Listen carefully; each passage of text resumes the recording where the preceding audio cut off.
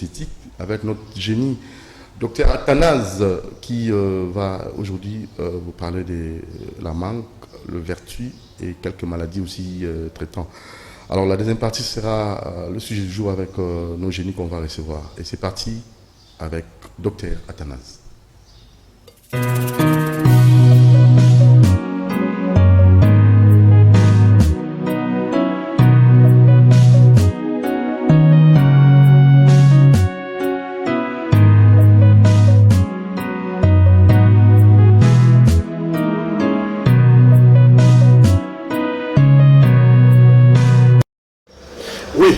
Merci Doudou Thierry, merci voilà, il y a émission d'Abisso, il y a nutrition, il y a toujours attenant, c'est nous au cas bien sûr. Alors je souhaite, la fois passée on a parlé du Kamouya avocat. Et tout ça un peu suite et fait, il y a avocat. Vous savez, la propriété avocat, vous savez, nous c'est fait avocat, origine avocat, nous c'est un peu ça qui ont déjà, de l'autre tellement tels amouqués, d'autres la maladie sonnée par avocat. Parce que la fois passée que normalement avocats, ils allaient aliments de base, le peuple américain. D'ailleurs, on va tout aller à une unité, on va remplacer avocat la place de Moussou. Vous voyez. Alors, mais tout fois la maladie soignée par avocat, nous avons demandé de mais là, plein de recettes, n'a qu'à anémie. Bon, chose à moi, anémie. Quand je parle d'anémie, il y a des banoyo, ma qui laisse là-bas, on parle en pamba. On reçoit avocat. Aujourd'hui, 30 feuilles, voilà, 30 feuilles avocat. Pour vous autres, vous moi calculer bien. Aujourd'hui, quand il y a 30 feuilles avocat, au Toki, si on a 1 litre, pardon, on a 2 litres, 2 litres et demi à maille. 30 feuilles d'avocat, plus 2 litres et demi à maille. Au on a monté moi mon quin. Pendant demi-heure. Donc, il y a malin, mais quand il pas demi-heure, peut faire 30 minutes. Et tu malin, pendant 30 minutes, après, on quitte ici. Alors, posologie, on peut s'inscrire au moins là, un verre le matin, un verre le midi, un verre le soir. On a beaucoup plus pour la balle l'anémie. Dès la fois passée, avec même dans le livre, la commande, ça peut rester veille à patate, veille à feuille d'avocat. Alors, voilà ce que les gens peuvent faire la paix.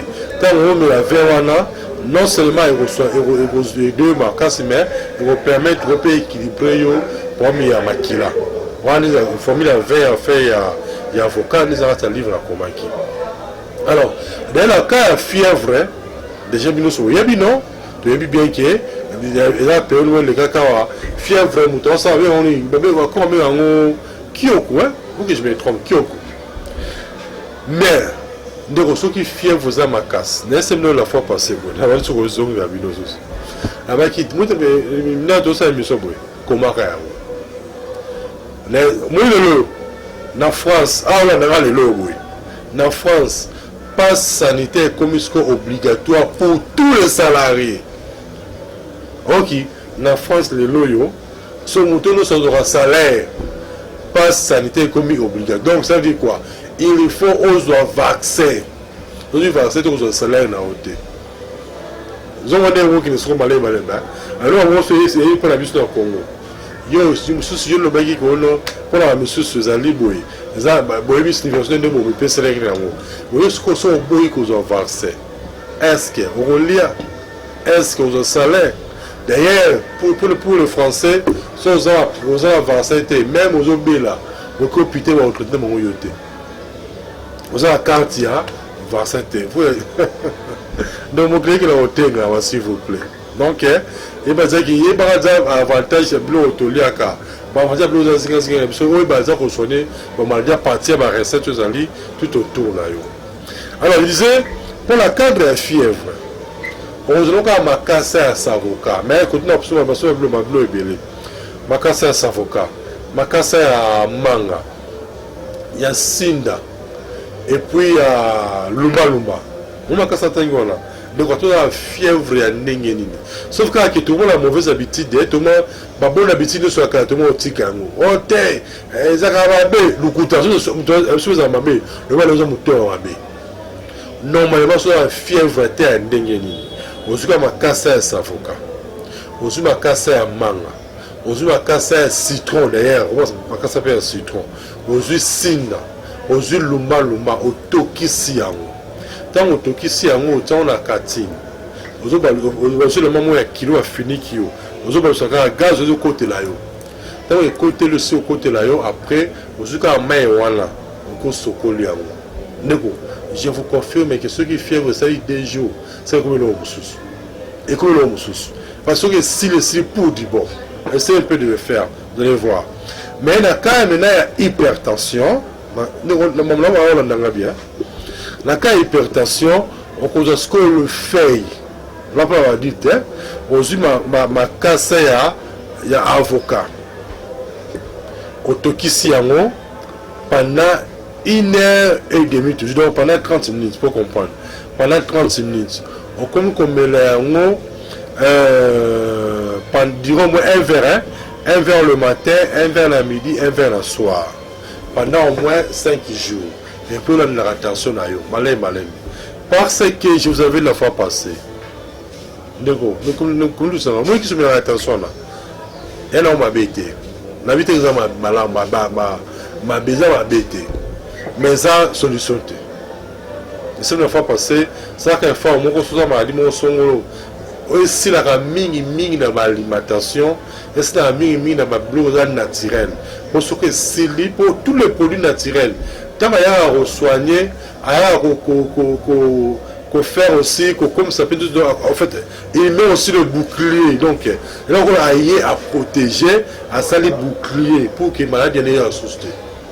Mais qui s'y a pharmacie, ceux qui a à ici, mais à l'eau quand on a la fois passée que nous sommes là qui s'y a diabète, qui s'y a tension, au matin, ils vont rendre uni, comme il y a trouble sexuel. Ils vont rendre comme il y a mus. C'est pas qu'il y a la fois passée, non? Un deux mots pays. Ah, là, il y a toujours 7 heures. Pour eux, ils ont négligé. La pression c'est même pour le diabète. Nous sommes des ceux qui ont diabète, c'est la raté, ils ont équilibré. Mais en tout cas, c'est le seul déjà qui a volé un peu ça de vous. Posez la question il y a recette sur le diabète. D'abord, boué.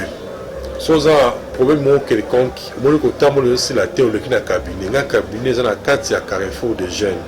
Mon si carte n'a pas ngabi. Un cours sur le pont à carrefour de jeunes. Au matin étage, première porte.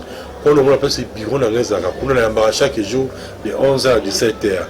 Mais on le repose même un livre on a comme qui même livre on zali parce que le livre a 4 grandes parties. Première partie na comment soigner les maladies à partir de l'otoliaka. Deuxième partie na tia ne le soigner les maladies à partir de la plante aux zinga la biso. Et puis troisième partie na comment ne ko ça va produire yomoko. On ça va parfait, on ça va poudre. On sait savon, on sait mafuta au pain, on sait différents vins. La carte à livre on est allé. Ah ouais, toujours il y a un passe sanitaire. Bon, il faut que vous somba, il faut aller verser. Il faut que vous ayez verser. On somba wapi. C'est là que bleu, on va te kaka, il faut te am de temps de la verser. On te que les. Alors, le meilleur est, la même chose que même pour la tina salaki, changer les licoles, il pour la retourner dans le cours. Pour être à bonne santé. C'est pourquoi cela qui timoko, tu vois là même bateau c'est qui pour la on de la tité. La baïbou. Attends la tité, bala me la poto. Donc bala me le poto normal. On est né de 2 même mission. Avant il y a madame la blague d'abord poto. À télé deux cuillères soupe, il y a tiu na salaki, il y a poussière. On mélange encore normal, aux olaires, aux oméliers, on mélange poto normal. Soit madame le ti, à place à ti, il y a remplacé par moko ti na yo. Et contre étant on mélange, non seulement mélange mais ils ont soigné par infection pulmonaire, par nausée, par mauvaise haleine, par kosu, par courbature, par tout passé et peut se multiplier pour certains il y a super maintenant mobilité il y a spermatozoïdes autour au souffrance susté. Il y a donc les gars à cabinet pour son bango numéro de l'écran 081 81 14 3 6 5 081 81 14 3 6 5 ou bien 089 62 68 038. 089 62 68 038. Alors, on passe ça rapidement là, mon que il y a diabète. On a rappelé pour le déjà la même boule. Au Kozoa, vers Moko, il y a pamplemousse, vers Moko. On a 4 citrons, on finit vers Moko la pamplemousse. On met en haut chaque matin en jet. On met chaque matin en jet et puis le soir on va au lala. Non, vers Moko, si on l'entend, on n'a pas rapport mêler. On sait bon pendant 2 mois. Comprendre. Alors, si on met qui s'il y a diabète, on s'en aboué. On s'en met intervalle, le nom qui s'est diabète, le nom et c'est de suite, si ça, recette d'ailleurs. Mais, 2 mois pour vérifier. Ce qu'on biki, comme si nous avons. Ce qu'on biki pété et au père de pelo moroté. Mais je sais que au biki, parce qu'il y a beaucoup de témoignages, c'est recette. Alors, nous sommes l'émission Pessinga Moro. Merci na Dudu Moutir et puis na Alain Kabongo. Vous avez bien Athanase Luzolo Kabemba. Vous avez posé un livre dans le cabinet na Carrefour des jeunes où vous avez mon sikate na Pongabi. Bye.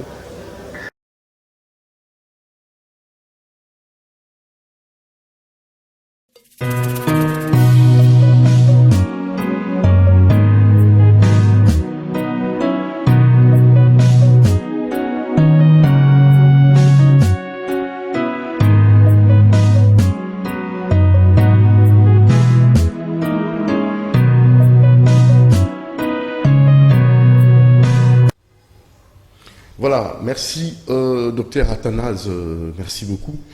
Notre génie n'a pas pour le Congo et nous allons directement changer de cap cette fois-ci. Nous allons passer à la seconde rubrique, sujet du jour, avec notre génie. C'est parti.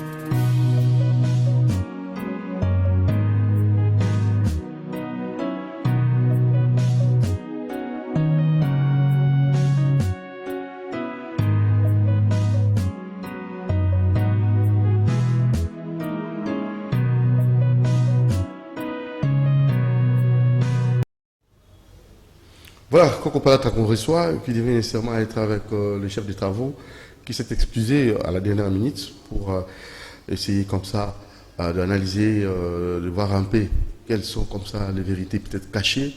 Qu'est-ce que nous pouvons faire pour permettre à ce que le pays puisse encore retrouver sa dignité d'attente. Alors nous avons notre invité, Coco Palata. Boni.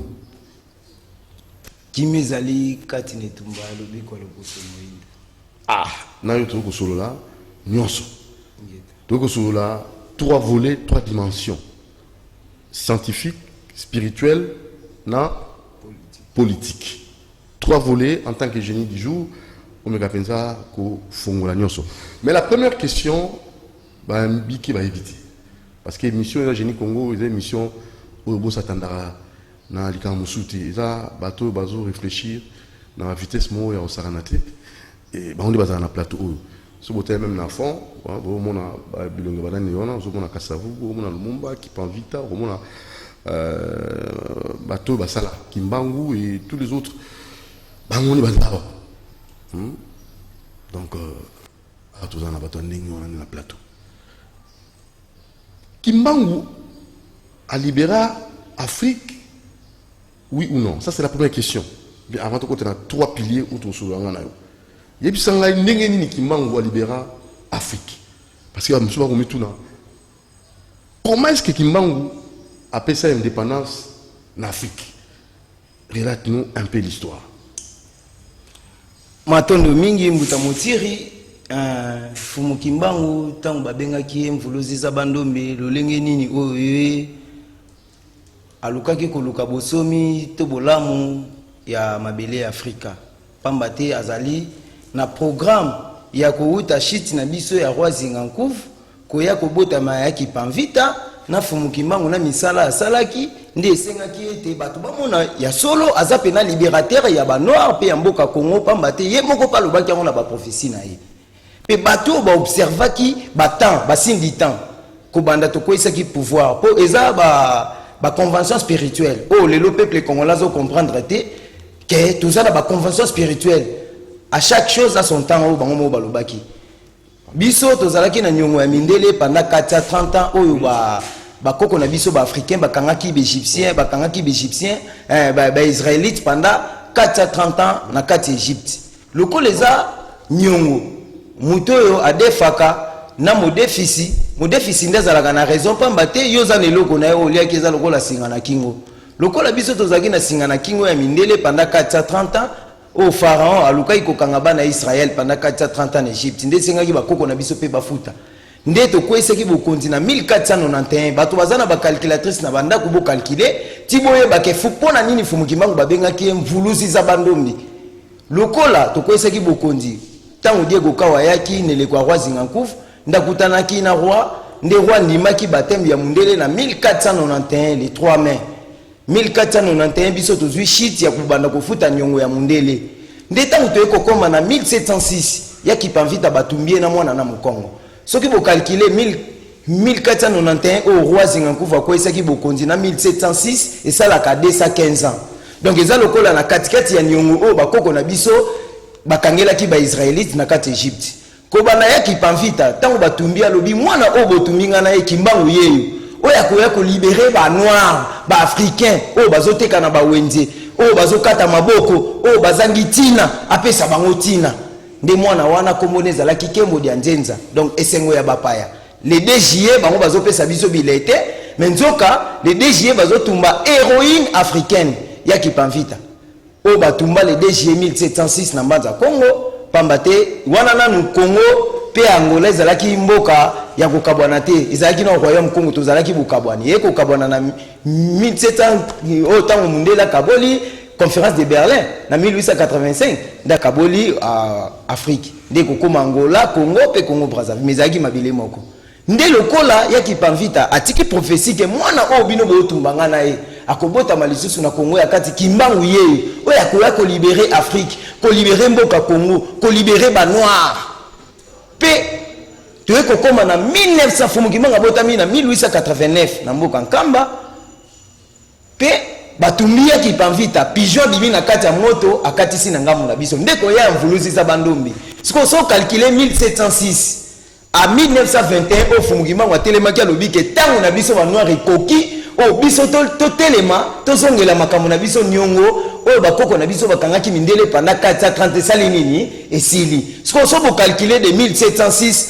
à 1921 fumukimanga esala kalisusu 215 ans siko so bo calculer 215 ans ya shit na biso ya roi Zingankouf na 1491 à 1706 ya kipanvite esala ka 215 ans 1706 à 1921 ya fumukimanga esala ka 215 ans so siko bo calculer 215 plus 215 esala ka 430 ans nde yango babengaki ye mvuluzi za bandombi donc lokola Moïse oyo ekobikisa ba noir ya toute tendance confondue donc ba noir bozana ba Amérique bozana ba Asie na ba Océanie na ba Europe oyo bake ba koko na bino batekama na mabele o biso te batuteka bino po mundela ke koyebisa ba noir oyo bazakuna ke biso batuteka bango bandeko na bango tutikala awa nzoka marché à Zanzibar eza marché oyo arabe mutateka biso bino wo boti komona ngoti na kokende ya Muta Kadhafi na Libye bazoteka ba congolais ba noir ba arabe mais le komona congolais aza na religion islamique mais au mona ba kolo religion islamique basala ka ba bombe ba minduki mais bango bato baza ba subordonné to auxiliaire ba kosala le côté ndenge moko pe na christianisme tango eteki biso na tipo mais lelo ba congolais baza na ba catholique ba protestant ba osimba kaka bible oyo etangisa makila bakoko na bango menzoka congolais ati bible na sali peke zotoka pona nini makila bakoko na bino eza na kati voilà donc il y a 3 piliers nde yango babengaki ye mvuluzi za bandombi po za na programme ya nyongo. Alors les 3 piliers politique scientifique na économique hein économique spirituel plutôt. Alors on est toqué là on a pilier politique oui na pilier politique dans le contexte où il y a l'élo ils ont le génie likambo yo ils ont salema na mboka na biso tala koto et si c'est 72 heures pas mboso la confession religieuse tala koto batocité et simbité confusion. Qu'est-ce que vous en tant que génie na programme au misato vous avez que le là vous comme ça comme proposition. Nakamango, andenge zotele lango. Koko palata. Iza ndenge onamboka. Matondo mingi mbuta montiri na bandi na yaka na bimission na ebeli na ebisaka okay. Ata eloko moko kusimba te na makambo bato bazosala po politique wana isa politique o intérêt ya jeunesse congolaise te pe ya mboka Congo te. Quelle politique? Bazosala la politique ya diviser pour mieux régner. Conquérir pour faire d'elle les plus puissants du monde. Yo mona raté ke bana na bango batanga na bécole française, biso bana biso batanga na bécole moko. Kasi te mundele tanga akabolaki mboka na 4 branches. Akaboli mboka majorité za côté oyo. Opposition tie bango ngambo wana. Société civile ngambo oyo na petit peuple ngambo oyo. Opposition akondima makambo majorité lobité. Majorité pe akondima makambo opposition lobité. C'est comme ça qui majorité a lobby makama malamu, opposition bo lobby opposant. Ils ont moto azotelemela makambo to musu ya mboka. To musu pe majorité, na ki majorité n'est pas kotia maboko likolo lobby te, yende mtazo kama. To musu opposition za la likanisia malamu. Moya bimisa. Est-ce que majorité on dit mango? Exacté. To musu pe société civile, azana likanisia malamu ya kopesa to musu po lobby société civile. Est-ce que civile azana société na kati ya mboka? Po français on to musu bozo lo besoin mbrier bino. Yango moni babenga bango ba parlementaire nzoka parlementaire ils a deux vers de piéger oh batie la biso ils a parlé et mentir si vous voyez ça parler mentir na lingala la gisi parlementaire la gisi ni na lingala pour français les hommes briller biso pour français comment bino boza ba dirigeants africains dirigeants congolais bino ka moko na bino bolo baté bolo ba bino ka est-ce que maman avant na bandundu ton Équateur bino bolo ba likama mboka bino bolo bina français. Mais tous a 4 langues nationales. Comment pas parlement congolais balobaka minoko ya mboka na biso moko pour bazana benjection ya étranger. Tout ce que mon a lobby ka ko wutu koleka. Un ambassadeur italien, un ambassadeur soki ya mboka ni ya RIS. Bon moni na bisaka bino ke le Congo est la plus belle femme du quartier. Oyo ba ya mikolo ya ba jeune ya ba bango tout mis pas nani. Mwana wana ya mwasi ya mke talaka asana mabela sika donc mwana moko ya kitoko wa ndengwa makembi luzolo ndengwa mama na fumukimbangu ya kipamvita na ndengwa Bernice ndi to pesi bango mbote na musika nde lokola omoni bango ingeta to somona bango bakufite te bazali ya solo ingeta somo ndengwa patience mais to pesi bango mbote ko landela kaka etumba lobiko koko palata ye. Nde lokola Congo bakobu na yebisaka bino 3e guerre mondiale ezali po mundele na ba monite ba maladi obino bozomona na bamboka na bango eza muki bakobeta mafumuki mangala alakaka bango l'homme noir deviendra blanc et l'homme blanc deviendra noir. Tant le peuple congolais ko banda ko la musamakani sine malembi mboka nyonso te ko telema pona ko bundisa Congo e ko dina na mai Belgique a outi ko soulever l'île à Lumumba. Bomoni ma ekota ki kuna te tanga bisaka bango l'éclatement du Congo ce n'est pas aujourd'hui c'est demain. Bango ba ota la Congo na effet physique. Ce que botala mon effet spirituel. Na bisibino Portugal a teka biso 3 siècles. Après Léopold II, aboma 10 millions de Congolais. Mundela lobeza l'un des plus grands génocides du monde. Aboma 50% ba Congolais. Après Tolongo Léopold II, Léopold III, aboma combien? Tolongo Léopold III, toye Albert Ier, aboma combien teka combien? Tolongo Albert Ier, toye Baudouin, aboma combien ateka combien? Après toye na ba pouvoir, il y a 4 langues nationales congolaises. Toye kobanda ba mutaka savubu. Po toza na 4 langues nationales ki Congo, Lingala, Kiswahili, Chiluba. Tobandi pouvoir à ba Congo mutaka savubu. Toye deuxième pouvoir ya Bangala, Lingala, Mbuta Mobutu. Toye troisième pouvoir ya Bashwaili, Mzee Kabila. Babomiende Kabila mwana ko sala intérim ya troisième langue nationale Chilu ya Bashwaili na ko pesa quatrième langue nationale Muluba lelo tozana Mbuta Chilombo Vidimukulu. Nde sengi biso jeunesse to bimisa makanisi ya kosunga mokonza mboka. Ko jeunesse bino bolingite jeunesse so lala mokonza mboka. Obeyo la TV botalo. Te soki bazota la biso mai oyo zo senga po makamu nyonso to baosa na politique ya. Ata moko ko simba te koko palata yeyo. Oh, papa.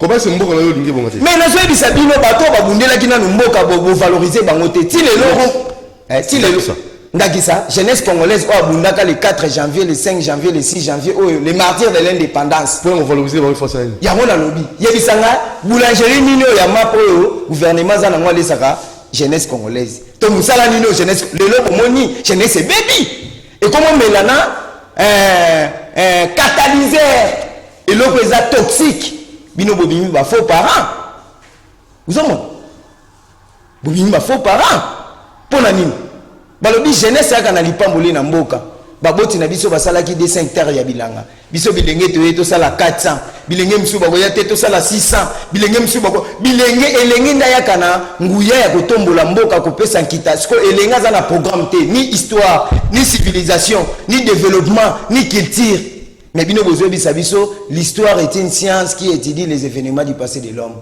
depuis son apparition sur la terre jusqu'à nos jours. Est-ce que professeur historien congolais yebi ke bazo escroquer peuple congolais pe jeunesse congolaise na koyebisa bango ba histoire ba fausse histoire siko autant jeunesse congolaise a koyeba histoire no bino bobomba siko yo lobaki ke otangisaka biso histoire histoire ya solo za histoire ni matondo mingi eza histoire nini siko autant bango batekaki biso na bawenzi eza histoire te ba otangisaka biso na classe po bango ba yebisi biso nini.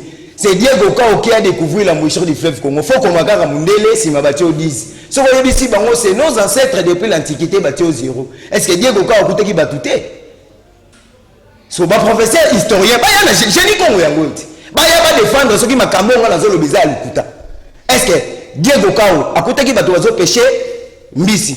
Batouazo sokola bilamba. Batouazo toka mai. Bazo sokola basani. Pe bazo bengango. Nzali Congo.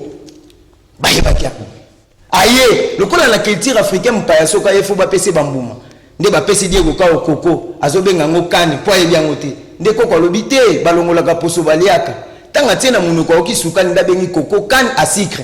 Est-ce que koko za kani a sucre kimbiolongo ezala ka sukali babenga ngo nzeta sukali po kani bango babenga ngo nzete? Est-ce que koko za kani biso tozo benga manga ya benga manga nzete nango le mangue akuti nyonso ya bakisa kaka ba article akuti biso dejo tozo benga nkoi ntambwe ngongo mboloko taba ya yeko bongo la écriture ezalaki déjà bakuti alpha nyonso bakutaki toute une administration bakuti royaume mobimba mutu azo diriger roi ça médecine ezalaki déjà na lobi médecine tozalaki na nyonso Congo bololo ngadiadia.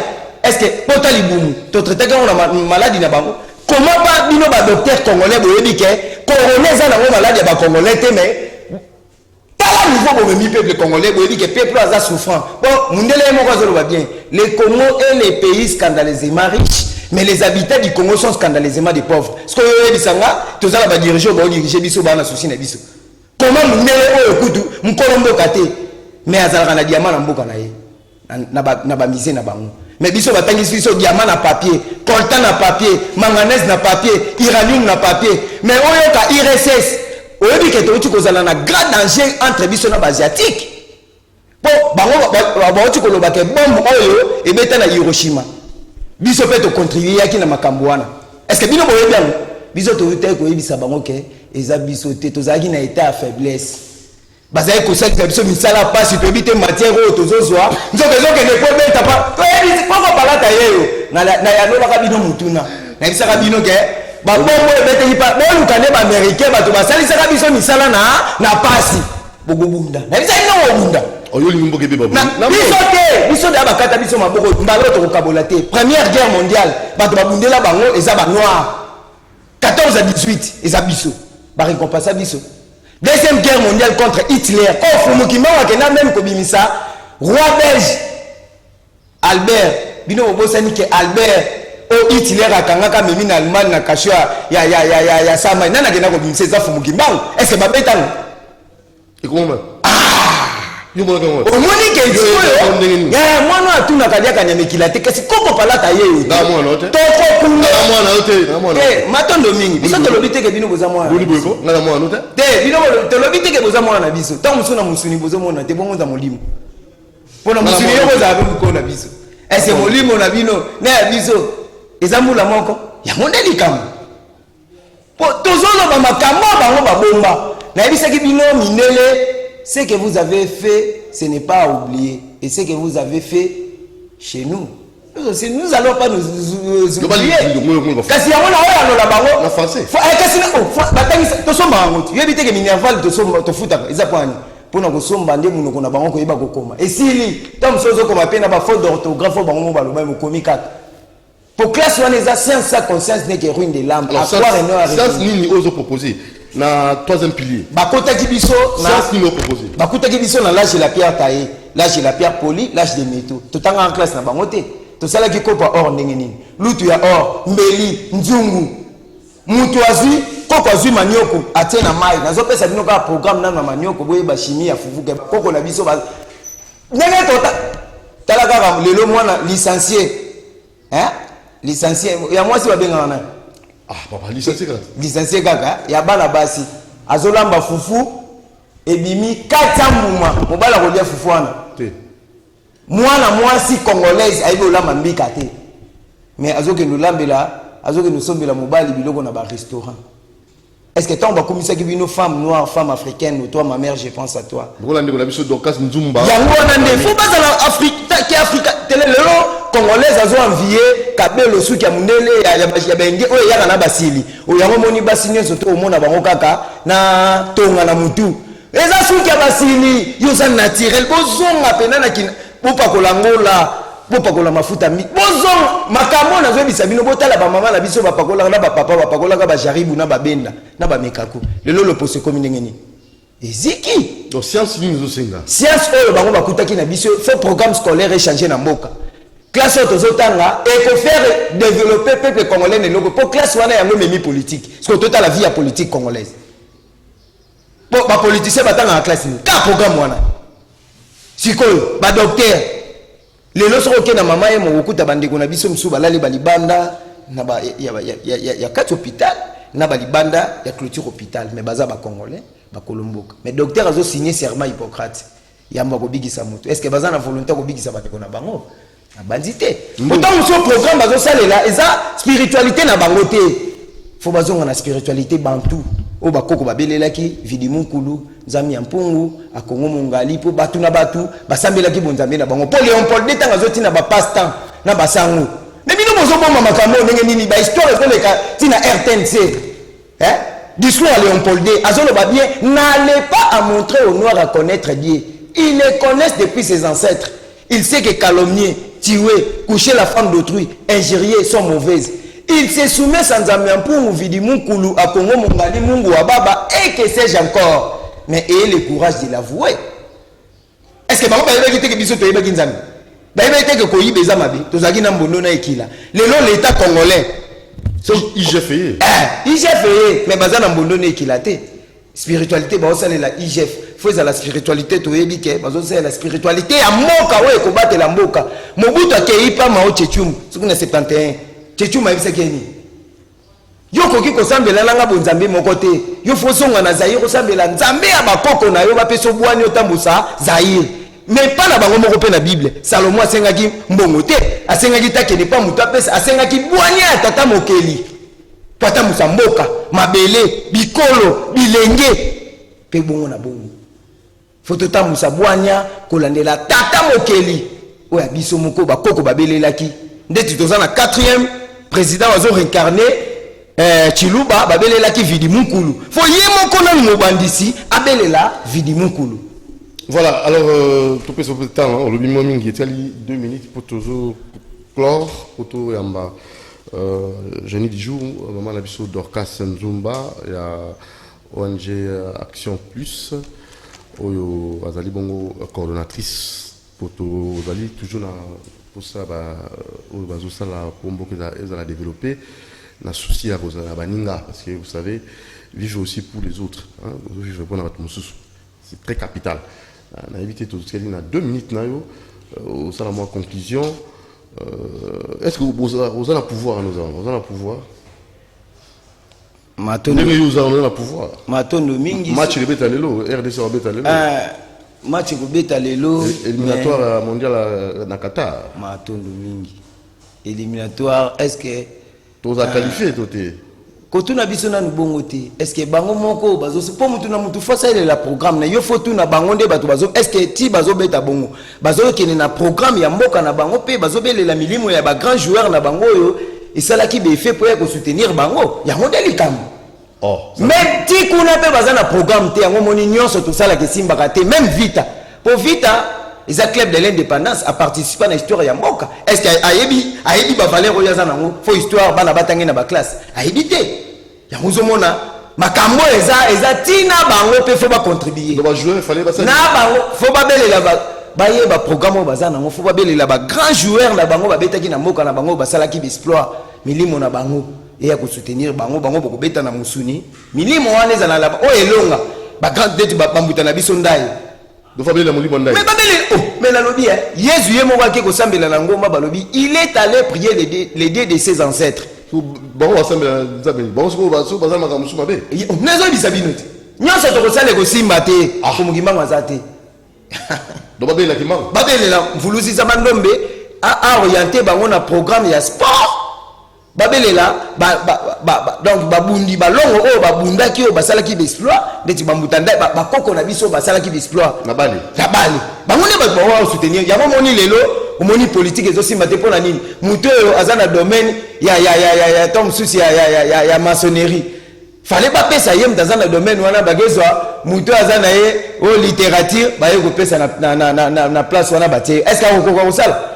Nzoka benga nyama na kombo na alors pour l'ensuite ça mbote mingi téléphone matono mingi mbote mingi na babundi nyonso ya futuka fana mpambu vidile le ngona ni songi nzila bangunza koko palata tozoko bakaka tata tindaki biso musala tozobunda pe mbote mingi na koko masamba koko divengele miandu bandiko banso oyo bazosunga musala ya fumukimbangu numéro na biso pona ko benga zali 090 34 82 516 090 34 82 516 bandeko nyonso bazana posa ya koyeba histoire to talaka mingi religion africaine pamba te yango nde tata mokela ponaki elongo na lisongi ya nzila mpona kobatela mboka pe mbote mingi na mokonzi ya mboka pe na bakambi banso ya mboka totia makanisi na kosunga bilenge kopesa bango makanisi pe koyoka makanisi ya bilenge pamba te po totambusa mboka biso nyonso elongo pe mbote mingi na bana nyonso ya kaluka bana lingwala oyo bazali ko soutenir koko palata na bisika bana bandalungwa bana nyonso tu ya Kinshasa oyo balandaka Génie Congo tozoya lisusu chango opération la musa baindo na pongi tozokoba toteyaki deuxième porte africaine toteyaki lemba super tozokota matete bana chango basengaki koko palata po tosisaki déjà bagombe ba magaza kitambo ba ngiringiri bakasavubu babandalungwa nde siko tozopanzana kaka sensibilisation ezali ba Génie Congo oyo yebi kozana art usala keloko moko boyo eza invention africain invention Congo bo sanate kozwa numéro eza liboso ya Génie Congo pona kobenga po boya boleka pe na bémission bolakisa bilembo na bino osalaka art na yo moko boye photo tombola Génie Congo to valoriser. Merci Coco Palata, merci. Numéro za oyo plus 243 89 61 52 634 plus 243 89 61 52 634. Ça n'est fini avec la deuxième rubrique, sujet du jour, et on passe à une autre, Génie du jour.